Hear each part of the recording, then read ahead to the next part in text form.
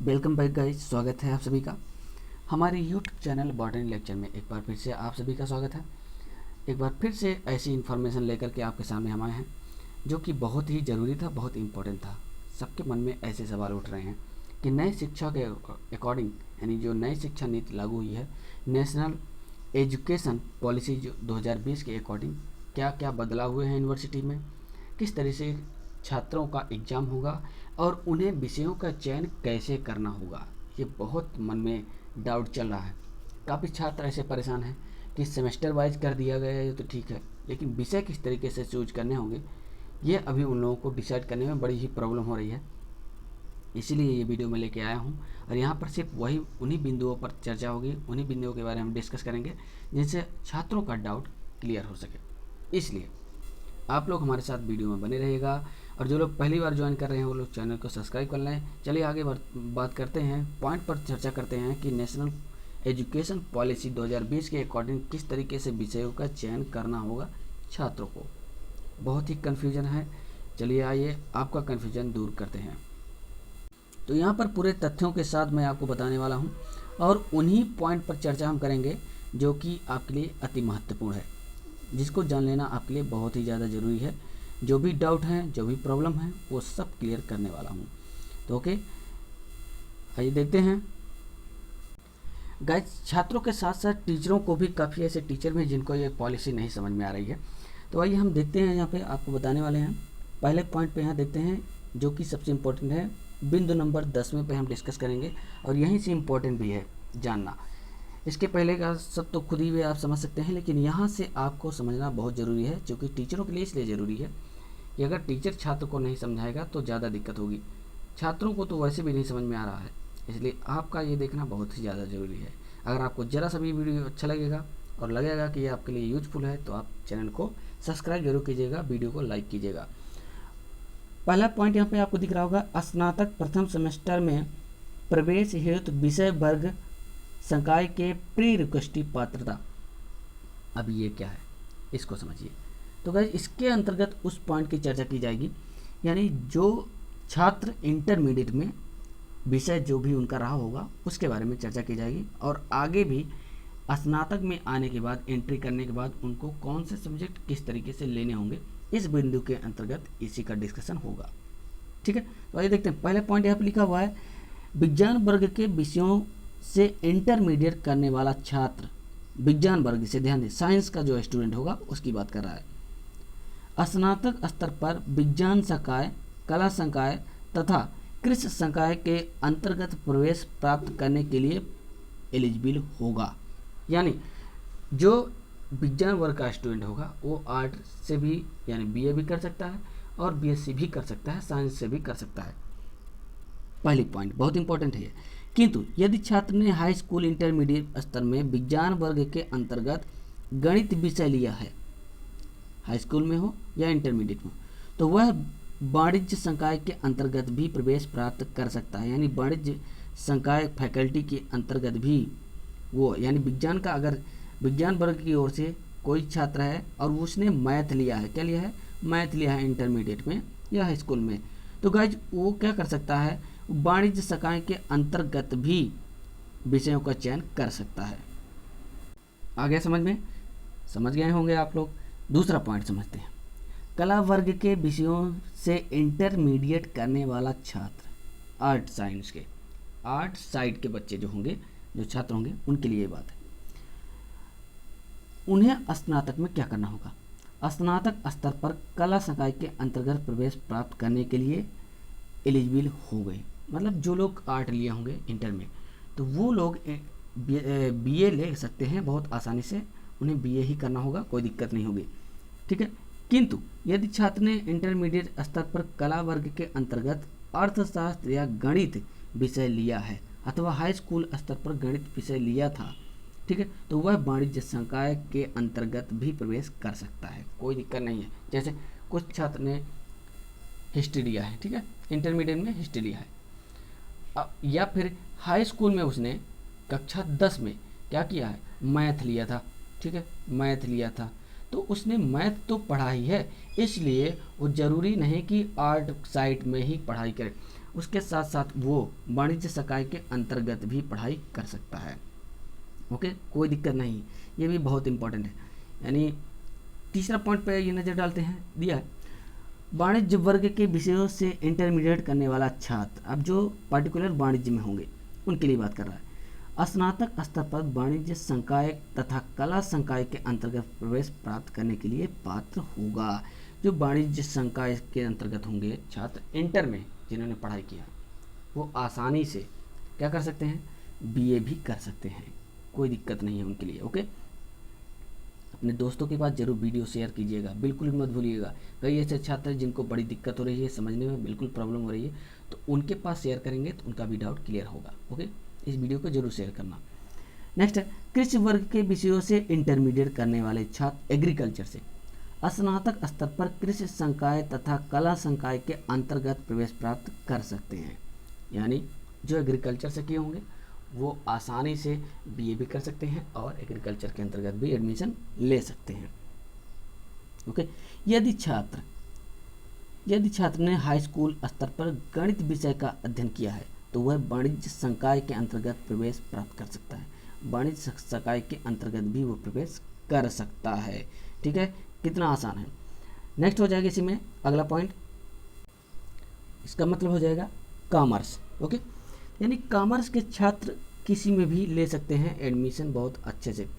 यानी जो एग्रीकल्चर से छात्र होंगे वो भी कॉमर्स में एडमिशन ले सकते हैं, किसी के लिए कोई प्रॉब्लम नहीं है। नेक्स्ट इसमें हो जाएगा व्यावसायिक वर्ग के विषयों से इंटरमीडिएट करने वाला छात्र स्नातक स्तर पर कला संकाय के अंतर्गत प्रवेश यानी आर्ट फैकल्टी के अंतर्गत प्राप्त कर सकता है। किंतु यदि छात्र ने हाई स्कूल स्तर पर गणित विषय का अध्ययन किया है तो वह कॉमर्स या वाणिज्य संकाय के अंतर्गत भी प्रवेश प्राप्त कर सकता है। ठीक, तो ये तो पॉइंट आपको समझ में आ गया। अब सबसे मोस्ट इंपॉर्टेंट पॉइंट है 11 नंबर, बिंदु नंबर 11 जो है आपको समझना बहुत ही ज़्यादा जरूरी है।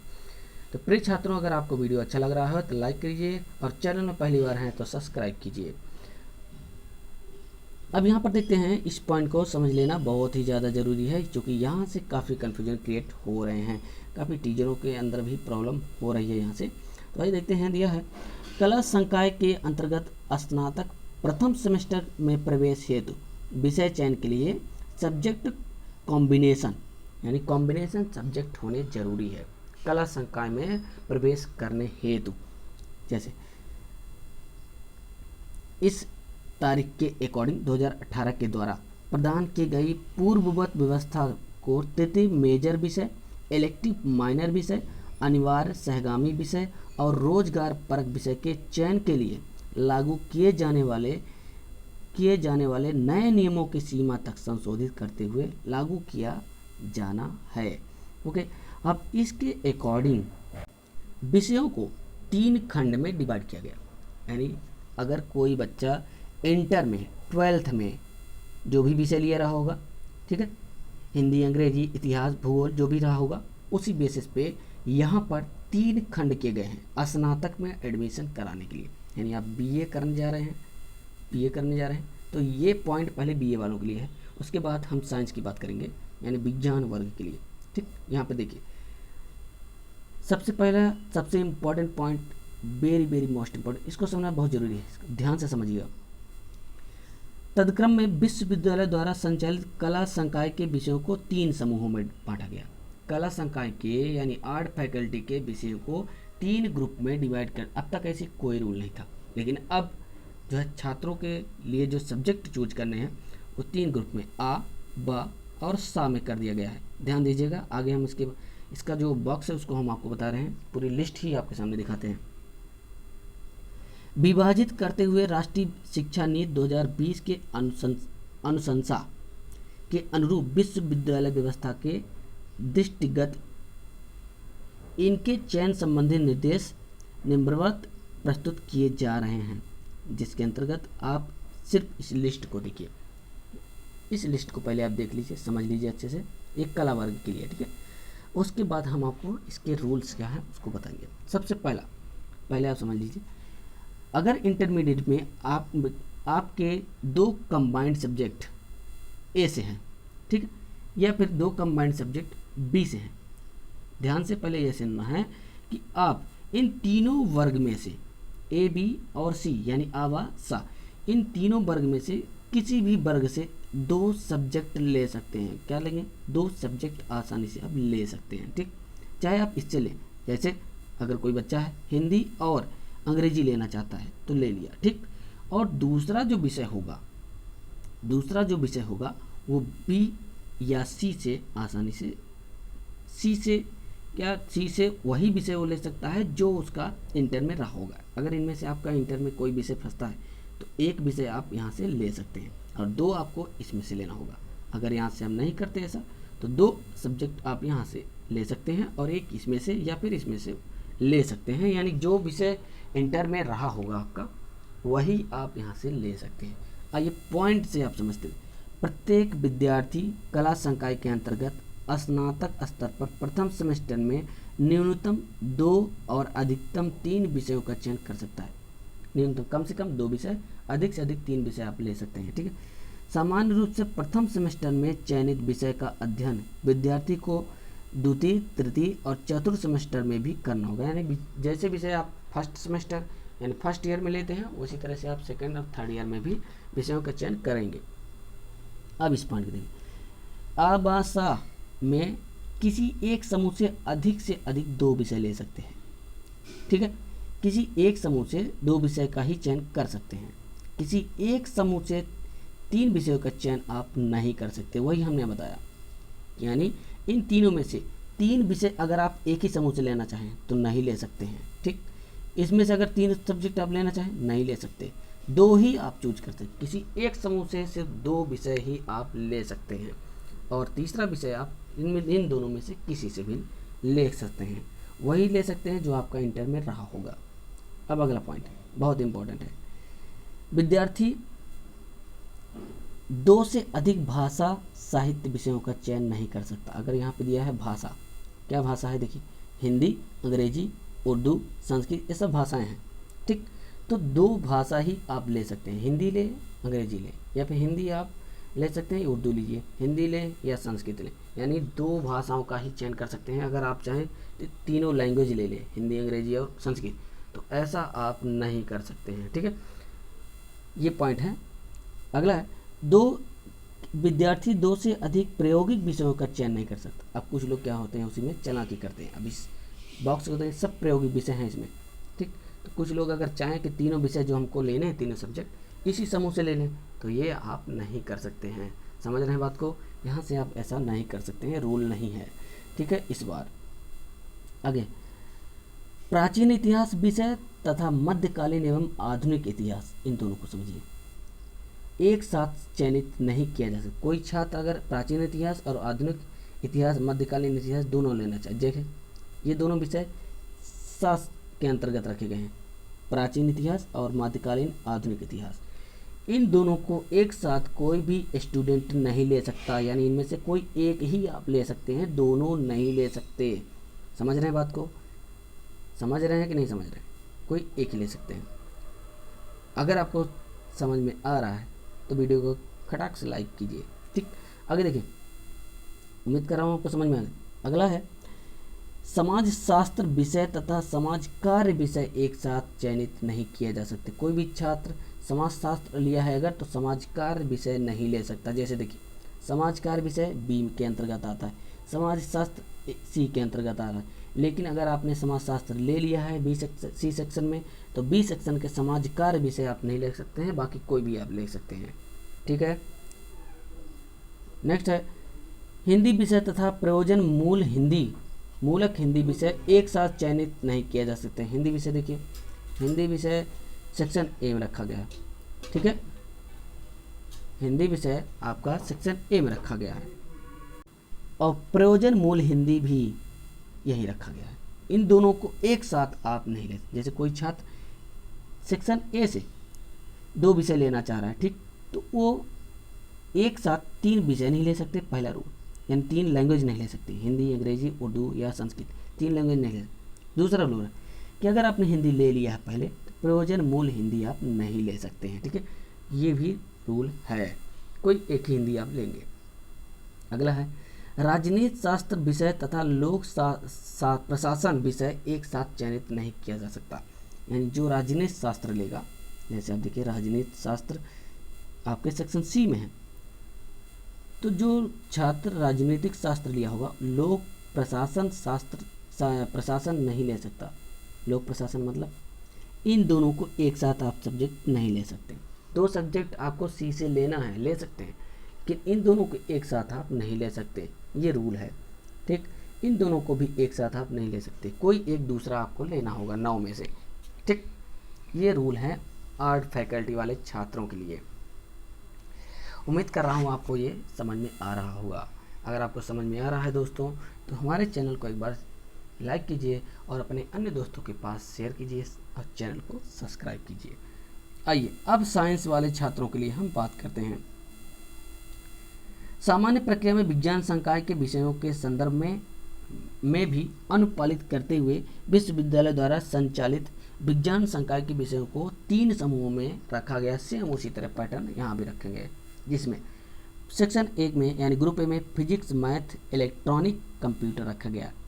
दूसरा बी में chemistry, geology, geography, environment science, defence and strategy study, और सी में है botany, zoology, biochemistry, biotechnology, microbiology and seed technology, ये सब रखे गए हैं। आइए दोस्तों अब इसी में हम बात करते हैं इम्पोर्टेंट तथ्य की कि साइंस वाले छात्र कैसे करेंगे। ये पूरा पुख्ता सबूत के साथ ये आपके सामने हम रख रहे हैं, ऐसा कुछ नहीं है कि कुछ फर्जी है। यहाँ पे आप देख सकते हैं कितने लोगों ने सिग्नेचर किए हैं। ये जो बताने जा रहा हूँ आपको बहुत इंपॉर्टेंट बात मैं बता रहा हूँ। ठीक, आइए देखते हैं। प्री रिक्वेस्टिक टू को क्वालिफाई करने की दशा में, प्री रिक्वेस्टिक का मतलब होता है कंफ्यूज नहीं होना है, इंटरमीडिएट में आपने जो सब्जेक्ट लिए होंगे उसको चेक करने के बाद, ठीक है, ऐसे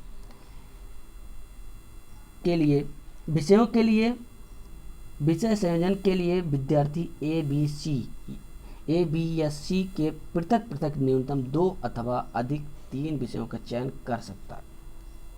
ठीक है, दूसरा प्री रिक्वेस्टी को क्वालिफाई करने की दशा में विद्यार्थी विषय संयोजन के लिए ग्रुप ए और ग्रुप बी से सम्मिलित रूप से न्यूनतम 2 विषय 2 और अधिकतम 3 विषयों का चयन कर सकता है।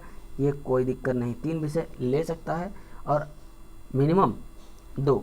ठीक, अगला है प्री रिक्वेस्टी को क्वालिफाई करने की दशा में विद्यार्थी विषय संयोजन के लिए ग्रुप बी और ग्रुप सी से सम्मिलित रूप से न्यूनतम 2 और अधिकतम 3 विषयों का चयन कर सकता है। अब देखिए इस मैटर को समझने के लिए चलिए आपको इस पॉइंट पर सीधा डायरेक्ट हम लेकर चलते हैं। ये तो बस कहने की बात है, इस पॉइंट पे हम आपको अच्छे से समझा दे रहे हैं। जैसे ग्रुप ए, यदि कोई छात्र ग्रुप ए के विषयों के चयन के लिए विद्यार्थी प्री रिक्वेस्टी क्वालिफाई हो चुका है, जैसे इंटर में उसने मैथ और फिजिक्स लिया था तो वो मैथ फिजिक्स आसानी से ग्रुप ए से ले लिया है। ठीक है, ग्रुप ए से उसने ले लिया है मैथ। यहाँ देखिए जैसे कोई छात्र मैथ का है तो मैथ और फिजिक्स उसने ले लिया। ठीक, अब तीसरे जो पेपर होगा, तीसरा सब्जेक्ट होगा, उसे ग्रुप बी से लेना होगा, ग्रुप सी से वो नहीं ले सकता। क्यों? कुछ छात्रों की ऐसी शिकायतें आई थी हमारे पास, इसलिए वो कंफ्यूज थे, उनको हमने बताया। जैसे देखिए ग्रुप ए का छात्र ग्रुप सी के किसी भी सब्जेक्ट को नहीं ले सकता। क्यों? कारण ये कि ग्रुप सी के सब्जेक्टों को ग्रुप ए का छात्र तभी ले सकता है जब वो इंटरमीडिएट में ग्रुप सी का कोई सब्जेक्ट लिया रहा होगा। तो मैथ के छात्र इंटर में कहाँ बॉटनी, जूलॉजी, केमिस्ट्री, बायोकेमिस्ट्री या बायोटेक्नोलॉजी पढ़ते हैं, इसलिए वो तो वैसे भी नहीं ले सकते, कोई दिक्कत नहीं। उन्हें सिर्फ अगर कोई छात्र मैथ साइड का है तो वो ग्रुप बी का ही कोई सब्जेक्ट ले सकता है, अन्यथा अन्य कोई सब्जेक्ट नहीं ले सकता। अब ग्रुप बी का कोई भी सब्जेक्ट वो केमिस्ट्री भी ले सकता है, जियोलॉजी भी ले सकता है, जियोग्राफी भी ले सकता है, या इन्वायरमेंटल साइंस भी ले सकता है, पर्यावरण साइंस भी ले सकता है, या डिफेंस एंड स्ट्रेटजी स्टडी भी ले सकता है। यानी इन पांचों में से ही एक विषय उसको लेना होगा। यही मैं आपको बताने की कोशिश कर रहा हूँ और इसी में हमारे छात्र काफ़ी कंफ्यूज थे, इसीलिए हमने ये वीडियो बनाया है और उन्हें आसानी हो सके लेने में। सब्जेक्ट को चूज करने में। अगला, ग्रुप बी के विषयों में से केमिस्ट्री विषय के चयन के लिए विद्यार्थी प्री रिक्वेस्टी को तभी क्वालिफाई करेगा जब उसने इंटरमीडिएट में केमिस्ट्री विषय का चयन या अध्ययन किया हो। ग्रुप बी से कोई छात्र, साइंस के लिए ज़्यादा प्रॉब्लम हो रही है, देखिए आर्ट के लिए कोई इतना दिक्कत नहीं थी। ग्रुप बी का इंटरमीडिएट का कोई छात्र है, ग्रुप बी से केमिस्ट्री अगर लेना चाहता है तो वो केमिस्ट्री तभी ले सकता है जब वो इंटर में केमिस्ट्री पढ़ा हो, अध्ययन किया हो। नहीं किया है तो वो इसे नहीं ले सकता। बाकी की अन्य सब्जेक्ट का कोई भी एक वो ले सकता है। समझ रहे हैं कितनी दिक्कतें हैं। अगला फिर है यहाँ पर, यदि छात्र फिजिक्स मैथ जियोलॉजी विषय संयोजन अथवा फिजिक्स मैथ जियोग्राफी विषय संयोजन चयनित करता है तो उसके लिए इंटरमीडिएट में फिजिक्स और मैथमेटिक्स विषय का अध्ययन करना आवश्यक है। यानी वो इंटर में फिजिक्स और मैथ पढ़ा होगा तो वो जियोलॉजी और जियोग्राफी में से कोई एक विषय ले सकता है। ठीक, यदि छात्र जियोग्राफी जियोलॉजी केमिस्ट्री विषय संयोजित चयनित करता है तो उसके लिए इंटरमीडिएट में केमिस्ट्री और मैथमेटिक्स विषय का अध्ययन किया जाना आवश्यक है। अब देखिए, यदि वो कोई छात्र केमिस्ट्री भी लेना चाहता है, जियोग्राफी और जियोलॉजी तीनों लेना चाहता है एक साथ, तो इंटरमीडिएट में वो मैथ लिया रहा हो या केमिस्ट्री से पढ़ा रहा हो, केमिस्ट्री पढ़ा होगा या मैथ पढ़ा होगा तो उसे ये तीनों एक साथ लेने में कोई दिक्कत नहीं होगी, कोई रोक टोक नहीं होगा। ठीक, आसानी से ले सकता है। यदि छात्र बॉटनी जियोलॉजी केमिस्ट्री लेना चाहता है, संयोजित चयनित करता है तो उसके लिए इंटर में केमिस्ट्री और बायोलॉजी विषय का अध्ययन किया जाना आवश्यक है। यदि कोई छात्र बॉटनी जियोलॉजी और केमिस्ट्री लेना चाहता है, देखिए यहाँ पर आइए, यदि कोई छात्र केमिस्ट्री लेना चाहता है, जियोलॉजी लेना चाहता है और बॉटनी लेना चाहता है तो इंटर में उसका बॉटनी या जूलॉजी यानी बायोलॉजी का स्टूडेंट रहा हो, यानी बायोलॉजी सब्जेक्ट वो पढ़ाई किया हो, या फिर अगर बायोलॉजी नहीं पढ़ा होगा तो केमिस्ट्री पढ़ा हो, तब वो आसानी से यहाँ का तो सब्जेक्ट ले सकता है। ठीक, इसी तरीके से कुछ इम्पोर्टेंट रूल रखे गए हैं। उम्मीद करता हूँ आपका डाउट क्लियर हो रहा होगा। अगर डाउट क्लियर हो रहा है तो चैनल को सब्सक्राइब करना बिल्कुल ना भूलना। आगे देखिए, इस तरीके से ख़त्म होता है। छात्र द्वारा जियोग्राफी विषय तथा इन्वायरमेंटल साइंस विषय एक साथ चयनित नहीं किया जा सकता। अगर कोई छात्र जियोग्राफी लिया है तो इन्वायरमेंटल साइंस वो नहीं ले सकता। ठीक है, आगे अब नेक्स्ट क्या ध्यान रखना होगा छात्रों को, अनिवार्य सहगामी पाठ्यक्रम। कौन कौन से विषय हैं जो अनिवार्य होंगे पढ़ना सभी छात्रों को सेमेस्टर वाइज में। पहला, सेमेस्टर फर्स्ट में प्रथम सेमेस्टर में संचार कौशल एवं व्यक्तित्व विकास पढ़ना होगा एक्स्ट्रा, यानी अपने विषयों के अलावा इसे भी पढ़ना होगा। Communication skill and personality development, ये आपको एक अलग से विषय पढ़ना होगा। सेमेस्टर सेकंड में जैसे आप क्रॉस करेंगे वहाँ भी आपको विश्लेषणात्मक योग्यता एवं डिजिटल अवेयरनेस भी आपको पढ़ना होगा, यानी ये फर्स्ट सेमेस्टर में पढ़ेंगे, इसे आप सेकंड सेमेस्टर में पढ़ेंगे। तृतीय सेमेस्टर में शारीरिक शिक्षा एवं योग ये पढ़ना होगा। चतुर्थ सेमेस्टर में मानव मूल्य एवं पर्यावरण अध्ययन ये पढ़ना होगा। पंचम में हो जाएगा पाँचवें सेमेस्टर में यानी थर्ड ईयर में फूड न्यूट्रिएंट्स एंड हाइजीन, खाद्य पोषण एवं स्वच्छता, ये आपको पढ़ना होगा। षष्ठम सेमेस्टर में प्राथमिक विषय एवं स्वस्थ फर्स्ट एड एंड हेल्थ ये पढ़ना होगा। प्राथमिक चिकित्सा एवं स्वास्थ्य इसके बारे में पढ़ना होगा, यानी ये आपको एक्स्ट्रा सब्जेक्ट लेने होंगे।